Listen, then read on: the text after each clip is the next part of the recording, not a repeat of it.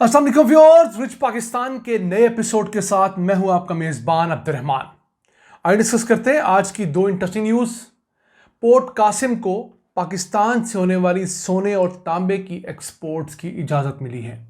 यानी पोर्ट कासिम के ज़रिए पाकिस्तान से ख़ाम हालत में सोना, तांबा और दीगर कीमती मादनियात एक्सपोर्ट हुआ करेंगी।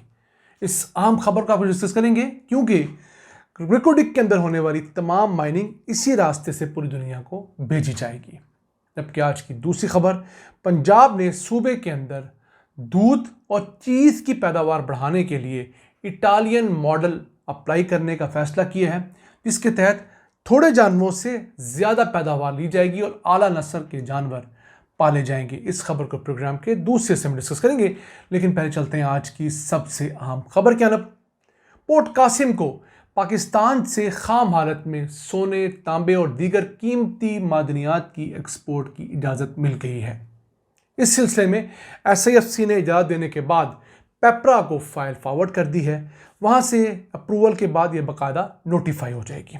अब पोर्ट कासिम जो है उसके ऊपर मौजूद ये जो बल्क टर्मिनल है, वहाँ पर फ़िलहाल कोयला, बजरी, सीमेंट या इस तरह की चीज़ें हैंडल की जा रही हैं। ये पहली दफ़ा होगा कि पाकिस्तान से ख़ाम हालत में सोना और तांबा, चांदी ये एक्सपोर्ट हुआ करेंगे। अब बेसिकली ये इजाज़त दी गई है रिको डिक को हिट करने के लिए। रिको डिक के अंदर जितना सोना, तांबा और दूसरी चीज़ें निकलेंगी उसे थोड़ा सा वहाँ पर रिफाइन किया जाएगा बुनियादी सतह पर, और उस ओर से ब्लिस्टर कॉपर के ब्लॉक्स बनाए जाएंगे जैसे आप स्क्रीन पर देख रहे हैं, और फिर इन ब्लॉक्स को एक्सपोर्ट किया जाएगा। अब ब्लिस्टर कॉपर वो कॉपर होता है जिसके अंदर 98% तक प्योरीफाइड हालत में कॉपर होता है। इस 98% को 99.9% तक प्योरीफाई करने के लिए इलेक्ट्रोलाइसिस समेत चंद दीगर प्रोसेस से गुजरना पड़ता है। उसके लिए एक रिफाइनरी की ज़रूरत होती है। तो पाकिस्तान में फ़िलहाल ऐसी कोई रिफाइनरी है नहीं, और बदकिस्मती से हमने बैरिक नामी गोल्ड के साथ ऐसा कोई मुआहदा भी नहीं किया कि वो पाकिस्तान से निकलने वाले सोने, तांबे और दीगर कीमती ज़खायर को यहीं पर रिफाइन करें।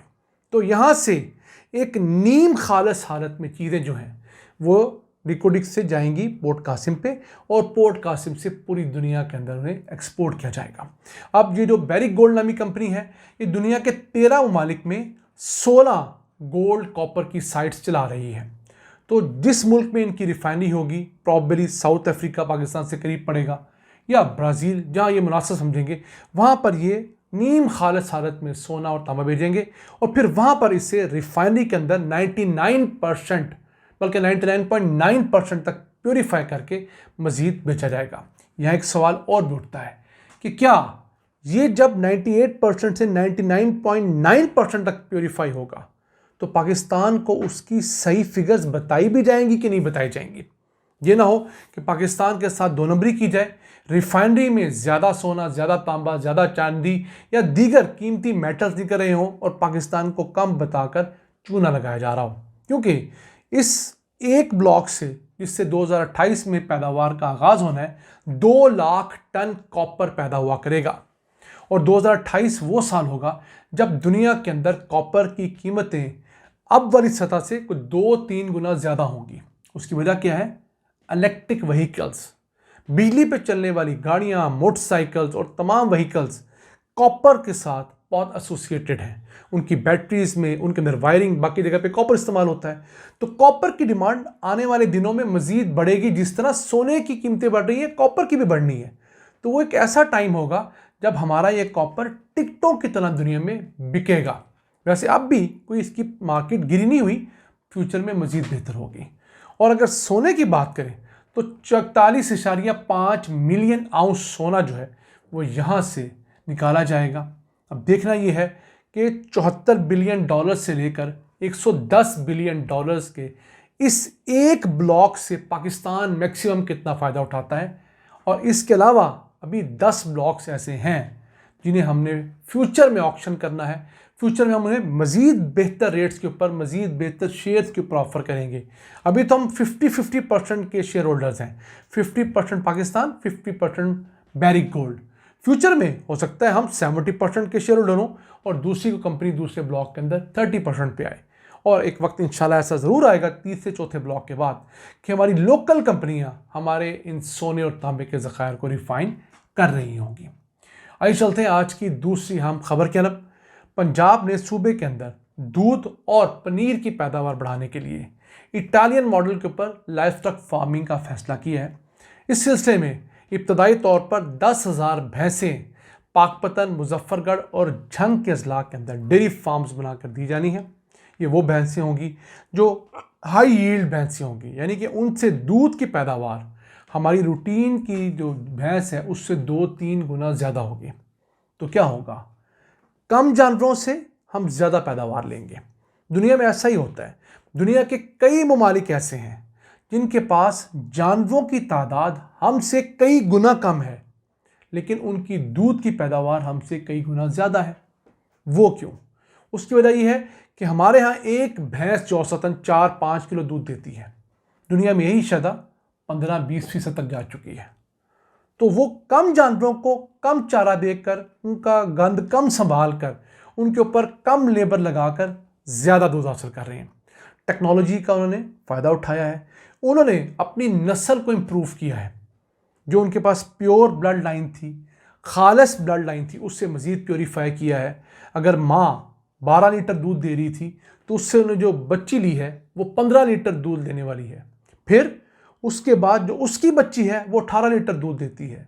उसके बाद उसकी बच्ची 20 लीटर दूध देती है। तो ओवर द ईयर्स उन्होंने अपनी नस्ल को बेहतर किया है, ब्लड लाइन मज़ीद प्योरीफाई की है। हम लोगों ने क्या किया कि हम लोगों ने अपनी नस्ल को तबाह किया है।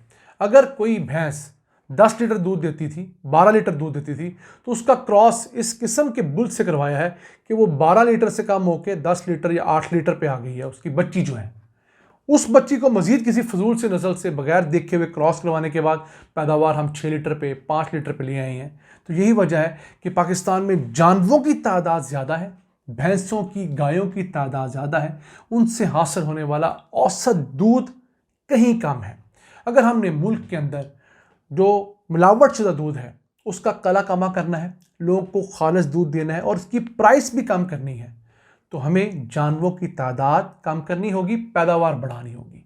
जानवर कम होंगे तो चारा भी कम खाएंगे, अद्वियात भी कम लेंगे, जगह भी उनके लिए कम चाहिए होगी, पानी भी कम लेंगे और उनके ऊपर जो हम लेबर लगा रहे होंगे वो भी कम होगी। और पैदावार जब ज़्यादा होगी तो हमारी कॉस्ट ऑफ प्रोडक्शन कम होने की वजह से, हमारी पैदावारी लागत कम होने की वजह से हमें दूध सस्ता अवेलेबल होगा। जब दूध सस्ता अवेलेबल होगा, लोगों के अफोर्डेबिलिटी में आएगा। फिर जब हमारी डिमांड का दूध सारा मार्केट में अवेलेबल होगा, तो कौन बेवकूफ़ अपने खालिस दूध के अंदर मिलावट करके उसे न खालिस करवा के बेचेगा? तो ज़रूरत नहीं रहेगी ना। अब तो ये है कि डिमांड ज़्यादा है, दूध की सप्लाई कम है, तो उस डिमांड को पूरा करने के लिए दूध के अंदर पानी और दीगर चीज़ों की मिलावट की जाती है।